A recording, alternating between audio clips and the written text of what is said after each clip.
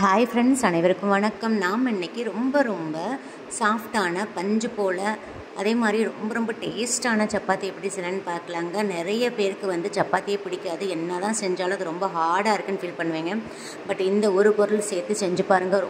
ரொம்ப சாஃப்டாக நல்லா மெத்துன்னு இருக்குங்க. சாப்பிட்றதுக்கு ரொம்ப டேஸ்ட்டாக இருக்கும். இதை வந்து வெறுமனே நம்ம சாப்பிட்டுக்கலாம். இதுக்குன்னு சைட் டிஷ்ஷே தேவைப்படாது. அந்தளவுக்கு ரொம்ப டேஸ்ட்டாக இருக்கும். சப்பாத்தியே வேண்டான்னு சொல்கிறவங்களுக்கு இந்த மெத்தடில் செஞ்சு கொடுங்க, கண்டிப்பாக சாப்பிடுவாங்க. அதே மாதிரி 2 சப்பாத்தி சாப்பிட்றவங்க எக்ஸ்ட்ரா இன்னும் 2 சப்பாத்தி கேட்டு வாங்கி சாப்பிடுவாங்க. அந்தளவுக்கு ரொம்ப சாஃப்டாக இருக்கும். நீங்களே வீடியோ பாருங்கள் எந்தளவுக்கு நல்லா சாஃப்டாக பஞ்சு போல் இருக்குன்னு. இந்த சப்பாத்தி ஆறுனாலுமே பாருங்கள், நான் சுட்ட சப்பாத்தி நல்லா ஆறிடுச்சு, எந்த அளவுக்கு நல்லா சாஃப்டாக இருக்குன்னு. 2 நாள் ஆனாலும் இதே சாஃப்டாக இருக்குங்க. உங்கள் வீட்டுக்கு யாராவது கெஸ்ட்டு வந்திருந்தாலும் இந்த மெத்தடில் சப்பாத்தி செஞ்சு கொடுங்க, கண்டிப்பாக எப்படி செஞ்சீங்கன்னு கேட்பாங்க. அந்தளவுக்கு ரொம்ப சாஃப்டாக டேஸ்ட்டாக இருக்குங்க. நீங்கள் எங்கேயாவது ட்ராவல் போகணுன்னா கூட இந்த சப்பாத்தி எடுத்துகிட்டு போகலாங்க. 2 நாள் ஆனாலுமே நல்லா சாஃப்டாக இருக்கும். கண்டிப்பாக இந்த சப்பாத்தியை மிஸ் பண்ணாமல் செய்து பாருங்கள். 2 விரலில் பிச்சிடலாங்க. அந்த அளவுக்கு ரொம்ப சாஃப்டாக பஞ்சு போல் மெத்துன்னு இருக்குங்க. வாங்க இந்த சப்பாத்தி எப்படி செய்யலான்னு பார்க்கலாம். அதுக்கு முன்னாடி நம்ம சேனலை சப்ஸ்கிரைப் பண்ணாத நண்பர்கள் ப்ளீஸ் சப்ஸ்கிரைப் பண்ணுங்கள், சப்போர்ட் பண்ணுங்கள். வீடியோவை ஸ்கிப் பண்ணாமல் முழுவதுமாக பாருங்கள். வாங்க இப்போ வீடியோக்குள்ளே போகலாம். சாஃப்ட் சப்பாத்தி செய்கிறதுக்கு பாருங்கள், நான் இன்றைக்கி 1/4 கப் அவல் எடுத்திருக்கேங்க. எந்த கப்பில் நீங்கள் கோதுமை மாவை அளக்க போகிறீங்களோ அதே கப்பில் 1/4 கப் எடுத்துக்கணும். இதுதான் மெஷர்மெண்ட்டு. பாருங்கள், நான் இன்றைக்கி ஒயிட் அவல்லே நல்ல கெட்டியான அவல் எடுத்திருக்கேன். நீங்கள் இதிலேயே பேப்பர் அவல் கூட எடுத்துக்கலாம், அப்படி இல்லைன்னா ரெட் அவல் கூட எடுத்துக்கலாங்க. ரெட் அவல்லையும் பேப்பர் அவல், கெட்டியான அவல்னு 2 வகையான அவல் இருக்குது. நீங்கள் எது வேணால் எடுத்துக்கலாங்க. டயட் கான்ஷியஸில் இருக்கிறவங்க, அதே மாதிரி சுகர் பேஷண்ட்லாம் ஒயிட் அவலுக்கு பதில் ரெட் அவலை ஊற வச்சு அரைச்சி சேர்த்துக்கோங்க. ரொம்ப நல்லது. நல்ல சுகர் கண்ட்ரோலில் இருக்கும். நல்ல கடகடன் வெயிட் லாஸ் ஆகும். இப்போ இந்த அவலை தண்ணி ஊற்றி நல்லா வாஷ் பண்ணிடுங்க. பாருங்கள் தண்ணி எவ்வளோ அழுக்காக இருக்குன்னு. ஸோ அதனால் 2 டைம் நல்லா வாஷ் பண்ணிவிட்டு இப்போ வந்து குடிக்கிற தண்ணி ஊற்றி ஊற வச்சுருங்க. இந்த அவல் வந்து ஒரு 1 ஹவர் கண்டிப்பாக ஊறணுங்க. ஏன்னா நம்ம மிக்சியில் அரைக்கும் போது கொஞ்சம் கூட திப்பி இல்லாமல் நல்லா மையாக அரைப்பட்டுறணும். அப்போ தான் நமக்கு சப்பாத்தி திரட்ட முடியும். அதனால் 1 ஹவர் கண்டிப்பாக ஊறணுங்க. மூடி போட்டு க்ளோஸ் பண்ணி வச்சுருங்க. இது ஊறட்டும். 1 ஹவர் ஆயிடுச்சு. பாருங்கள், அவளை கையில் தொட்டு பார்க்கும்போது இந்த அளவுக்கு நல்ல ஸ்மாஷ் ஆகிற அளவுக்கு இருக்கணுங்க. அந்த அளவுக்கு நீங்கள் ஊற வச்சுக்கோங்க.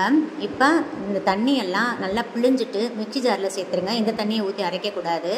நல்லா பிழிஞ்சிட்டு மிக்சி ஜாரில் சேர்த்துக்கோங்க. இப்போ 2லேருந்து 3 டீஸ்பூன் தண்ணி ஊற்றிக்கோங்க. ரொம்ப அதிக அளவு தண்ணி ஊற்றிடக்கூடாதுங்க. அதில் கவனமாக இருந்துக்கோங்க. டீஸ்பூன் அளவில் ஊற்றிக்கோங்க. 3 டீஸ்பூன் தண்ணி ஊற்றிட்டு நல்லா ஃபைனாக அரைச்சிருங்க. அதனால தான் உங்களை நல்லா ஊற வைக்க சொல்லியிருந்தேன். நல்லா ஊற வச்சிட்டிங்கன்னா நமக்கு தண்ணி ஊற்றி அரைக்கிற வேலையே இருக்காது. ரொம்ப தண்ணி தேவைப்படாது. அதனால் நல்லா ஊற வச்சுட்டு ஒரு 2லேருந்து 3 டீஸ்பூன் தண்ணி ஊற்றி நல்லா ஃபைனாக அரைச்சிக்கோங்க. பாருங்கள், இந்த அளவுக்கு நல்லா வெண்ணெயாட்டம் அரைச்சிடணும். இதை வந்து ஒரு அகலமான பவுலில் சேர்த்து விட்டுருங்க. நெக்ஸ்ட்டு நம்ம எந்த கப்பில் அவளை அளந்தமோ அதே கப்பில் நல்லா அழுத்தம் கொடுத்து பொங்க 1 கப் கோதுமை மாவு எடுத்துக்கோங்க. 1 கப்பு கோதுமை மாவுக்கு அதே கப்பில் 1/4 கப் அவல். இதுதாங்க மெஷர்மெண்ட்டு. இப்போ இது கூடயே நான் கொஞ்சமாக சால்ட்டு சேர்த்துக்கிறேங்க. நெக்ஸ்ட்டு 1/2 டீஸ்பூன் மஞ்சள் தூள் சேர்த்துக்கிறேன். நெக்ஸ்ட்டு 1/2 டீஸ்பூன் கரம் மசாலா தூள் சேர்த்துக்கிறேன். நீங்கள் இதில் சில்லி ஃப்ளேக்ஸ் வேணாலும் சேர்த்துக்கலாம். நான் இன்றைக்கி சேர்த்துக்கலங்க. கரம் மசாலா தூள்லாம் சேர்த்து செய்யும் போது சப்பாத்தி நல்லா வாசமாக டேஸ்ட்டாக இருக்குங்க. நெக்ஸ்ட்டு கொஞ்சமாக கொத்தமல்லி இலைகளையும் கொஞ்சமாக புதினா இலைகளையும் நல்லா ஃபைனாக சாப் பண்ணி வச்சுருக்கேங்க. அதில் இருக்கிற தண்டு பகுதியில் நீக்கிட்டு ஃபைனாக சாப் பண்ணிக்கோங்க. சாப் பண்ணிவிட்டு ஒரு கைப்பிடியாக நான் சேர்த்துக்கிறேங்க. உங்கள்கிட்ட ஏதாவது கீரைகள், முருங்கைக்கீரை இந்த மாதிரி இருந்தாலும் அதை கூட நீங்கள் ஃபைனாக சாப் பண்ணிவிட்டு சேர்த்துக்கலாம். நான் எதுவுமே இல்லை, அதனால் புதினா இலைகள், கொத்தமல்லி இலைகள் சேர்த்துருக்கேங்க. சேர்த்துட்டு இது கூட 2 டீஸ்பூன் குக்கிங் ஆயில் சேர்த்துக்கோங்க. அப்படி இல்லைன்னா வெண்ணெய் அல்லது நெய் சேர்த்துக்கலாங்க, உங்கள் விருப்பம்தான். இப்போ சேர்த்துட்டு நல்ல கை வச்சு மிக்ஸ் பண்ணி கொடுத்துருங்க. இப்போ கொஞ்சம் கூட தண்ணி ஊற்றக்கூடாதுங்க. அவலில் இருக்கிற ஈரத்துலேயே மாவை நல்லா ஈரப்படுத்திடுங்க.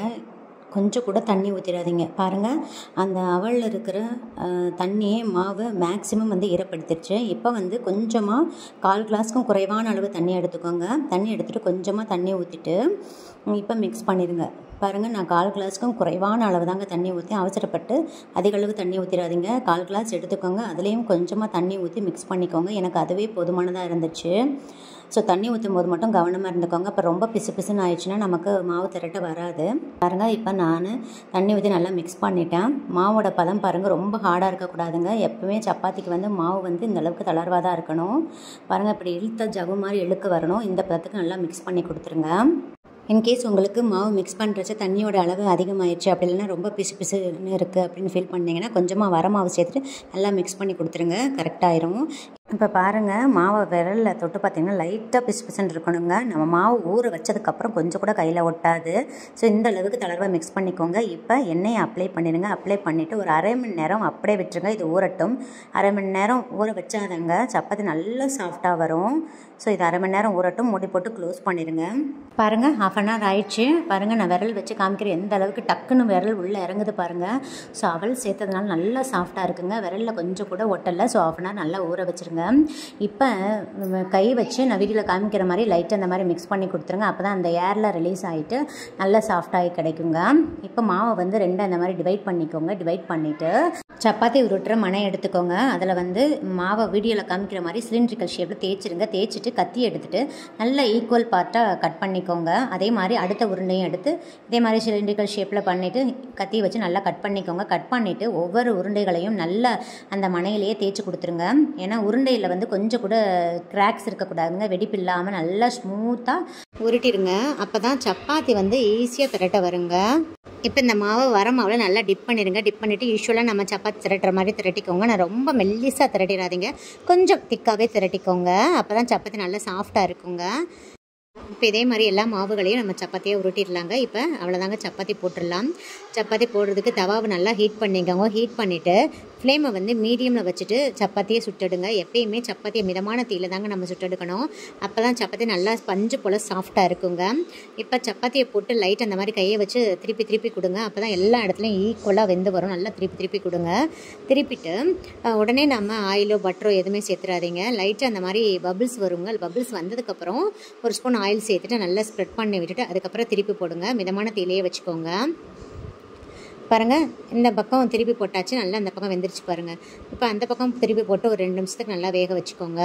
அவ்வளோதாங்க, நம்மளோட ஃபைனலாக சப்பாத்தி ரெடி ஆகிடுச்சு. பாருங்கள், நம்ம எடுக்கும்போதே நல்லா மடங்குது பாருங்கள். அப்படியே பேப்பர் மாதிரி எந்த அளவுக்கு நல்லா மடங்குது பாருங்கள். இப்படி மடங்கணுங்க. இந்த அளவுக்கு இருந்தால் தான் சப்பாத்தி நல்லா சாஃப்டாக இருக்குன்னு அர்த்தங்க. ஸோ இதே மாதிரி இதே மெத்தடில் மிதமான தீயில் வச்சு சப்பாத்தி நல்லா சுட்டு எடுத்துக்கோங்க. சப்பாத்தி உப்பி வந்தால் தான் சாஃப்டாக இருக்குன்னு அர்த்தம் இல்லைங்க. உப்பலைனாலும் சப்பாத்தி நல்லா சாஃப்டாக தாங்க இருக்கும். ஏன்னா சில கோதுமை மாவில் அதிக அளவு குளுட்டன் சேர்த்துருப்பாங்கங்க. அதனால் உப்பி வரும். எல்லா மாவுமே உப்பன்னு அவசியம் இல்லைங்க. ஸோ உப்பலைனாலும் நம்மளோட சப்பாத்தி நல்லா சாஃப்டாக தாங்க இருக்கும். நான் இன்றைக்கி சேர்த்துருக்கிற கோதுமை மாவு ரேஷனில் வாங்கின கோதுமை தாங்க. அதில் தான் நான் செஞ்சுருக்கேன். அப்படி இருந்தும் எவ்வளோ சாஃப்டாக இருக்குது பாருங்கள். இதுக்கு காரணம் நம்ம சேர்த்துருக்கிற அந்த அவலும் தென் நம்ம மிக்ஸ் பண்ணுற அந்த பதமும் தாங்க. ஸோ எல்லாமே கரெக்டாக இருந்துச்சுன்னா நமக்கு சப்பாத்தி சாஃப்டாக இருக்குங்க. பாருங்கள் ஃப்ரெண்ட்ஸ், ஃபைனலாக நம்மளோட சாஃப்டான சப்பாத்தி ரெடி ஆகிடுச்சப்போ நல்லா ஜம்முன்னு வாசமாக இருக்குங்க. சப்பாத்தி சுடும் போதே வீடே நல்லா மணமாக இருக்குது. அந்த கரம் மசாலா அப்புறம் அந்த புதினா கொத்தமல்லி இலைகள்லாம் சேர்த்து செஞ்சுருக்கோம்ல, நல்லா வாசமாக இருக்குங்க. இதை நம்ம அப்படியே சும்மா ரோல் பண்ணி கையில் கொடுத்தா கூட குழந்தைங்க ஈஸியாக சாப்பிட்ருவாங்க. ஏன்னா அவ்வளோ டேஸ்ட்டாக இருக்குங்க. அவல் சேர்த்துருக்கிறதுனால டேஸ்ட்டே ரொம்ப அமேசிங்காக இருக்குங்க. கண்டிப்பாக நீங்கள் இந்த மாதிரி ட்ரை பண்ணி பாருங்கள், மிஸ் பண்ணிடாதீங்க. இந்த சப்பாத்தியை குழந்தைங்களுக்கு ஆஃப்டர்நூன் லஞ்சாக கூட ப்ரிப்பேர் பண்ணி கொடுத்து விடலாங்க. ரைத்தா அல்லது குருமா இந்த மாதிரி ஏதாவது சிம்பிளாக செஞ்சுக்கிட்டிங்கன்னா இந்த சப்பாத்தியை ரோல் பண்ணி லஞ்ச் பாக்ஸில் கொடுத்து விட்டுருலாங்க. சாஃப்டாக இருக்கிறதுனால நல்லா ஹாப்பியாக சாப்பிட்டு வருவாங்க. குழந்தைங்க மட்டும் இல்லைங்க, பெரியவங்களும் எடுத்துகிட்டு போகலாம். அப்படி இல்லைன்னா ஸ்கூல் விட்டு ஈவினிங் வர குழந்தைங்களுக்கு இந்த சப்பாத்தியில் ஃப்ரூட் ஜாம் எல்லாம் ஸ்ப்ரெட் பண்ணிவிட்டு அப்படியே ரோல் பண்ணி கொடுத்துருங்க. அப்படி இல்லைன்னா சும்மாவே நம்ம ரோல் பண்ணி கொடுத்தாலும் இது டேஸ்ட்டாக இருக்கிறதுனால நல்லா விரும்பி சாப்பிடுவாங்கங்க.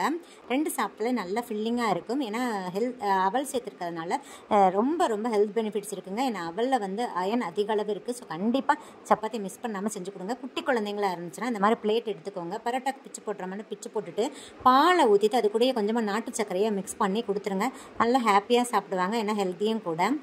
பாருங்கள், நான் இன்றைக்கி இந்த சப்பாத்தியை மட்டன் சால்னா கூட சர்வ் பண்ணியிருக்கேங்க. மட்டன் சால்னா கூட மிக்ஸ் பண்ணி சாப்பிடும்போது செம்ம டேஸ்ட்டாக இருக்குங்க. இந்த மட்டன் சால்னாக்கான ரெசிபி நம்ம சேனலில் ஏற்கனவே நான் அப்லோட் பண்ணியிருக்கேங்க. அதுக்கான லிங்க் டிஸ்கிரிப்ஷன் பாக்ஸில் கொடுக்குறேன். விருப்பப்பட்ட ரெஃபர் பண்ணிக்கோங்க. ஸோ இந்த வீடியோ உங்களுக்கு மிகவும் பயனுள்ளதாக இருக்குன்னு நினைக்கிறேங்க. இந்த வீடியோ பிடிச்சிருந்தா லைக், ஷேர், கமெண்ட் பண்ணுங்கள். மறக்காமல் சப்ஸ்கிரைப் பண்ணுங்கள். பக்கத்தில் இருக்கிற பெல் ஐக்கானையும் கிளிக் பண்ண மறந்துடாதீங்க. அப்போ தான் டெய்லி அப்லோட் பண்ணுற புத்தம்புது வீடியோக்கள் உங்களுக்கு உடனுக்குடன் நோட்டிஃபிகேஷனாக வந்து சேரும். சுவை அறிந்திட சுவைத்து பாருங்கள். நன்றி, வணக்கம்.